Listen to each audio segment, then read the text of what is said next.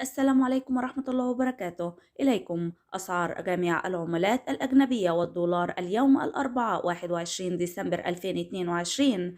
قبل ما نبدأ الفيديو فضلا وليس أمرا الاشتراك في القناة وتفعيل زر الجرس عشان يوصلك كل جديد، وكرم أخلاق كبير جدا لو دعمتنا بلايك واشتراك، هيبقى كرم أخلاق كبير جدا. نبدأ على طول الفيديو معانا النهاردة. بسم الله الرحمن الرحيم.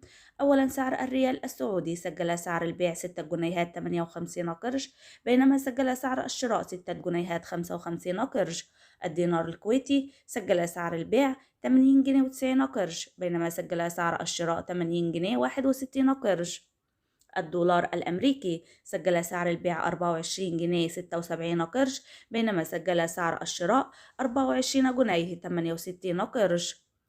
اليورو الأوروبي سجل سعر البيع 26 جنيه 36 قرش، بينما سجل سعر الشراء 26 جنيها 26 قرش. الجنيه الاسترليني سجل سعر الجنيه الاسترليني للبيع 30 جنيه و11 قرش، وللشراء 30 جنيه.